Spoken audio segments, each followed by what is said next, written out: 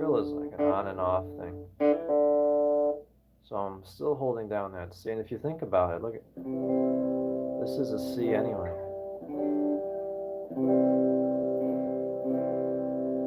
It's a C. So if this note is there anyways,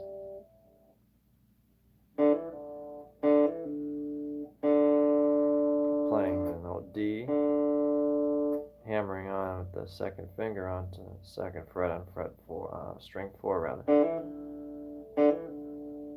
And that's the third fret on fifth string with the ring. To end that little first concept I'm showing you.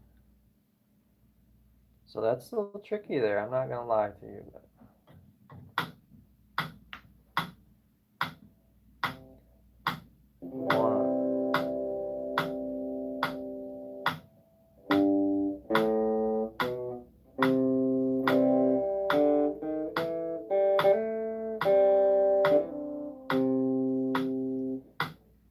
now what makes it real tricky is when you change chords and how immediately, if you're not ready for it, it happens so fast. So these guys did not waste time changing chords. It happened in the blink of an eye, and having the groove of it allows you to change chords so seamlessly and keep everything flowing in time.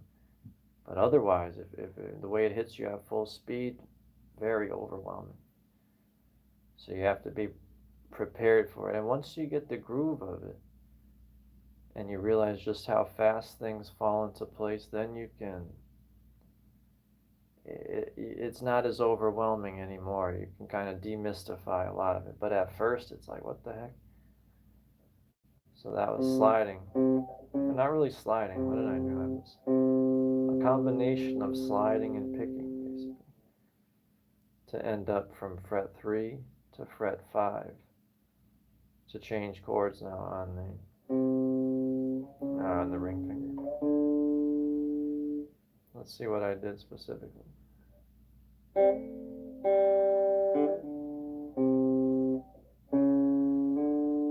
So one pick and one slide in that order.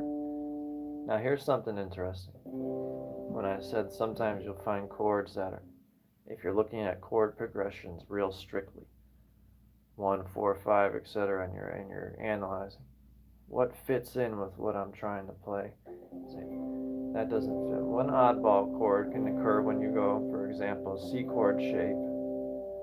Move that up 2 frets. Like I say, I always think of Johnny Cash.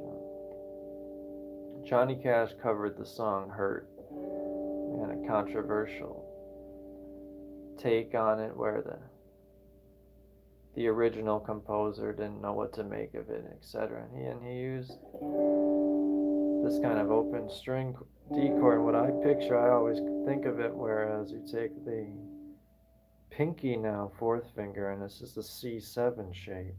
But I'm not strumming across all my strings to play D7. Now I'm strumming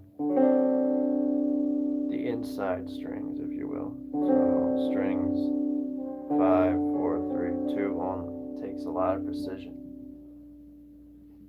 You may never have heard this is D7. So now you have 2 chords to put together with Jimmie Rodgers. C chord with all those notes in between and tricks, and now a new chord known as the D7. But I'm telling you, the way you have to pick with the right hand, his right hand was unbelievable. So you have to know which strings to leave out, how to leave them out, because here's the thing.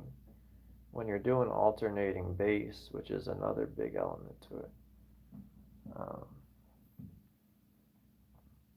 when you're doing the alternating bass, you don't want to deaden certain strings, so when fingers are coming off, suddenly the right hand has to adapt and only play certain strings. For example, I might play 2 strings or 3 strings, whereas with this I could be a little looser, so because you're doing something called alternating country bass. Very important.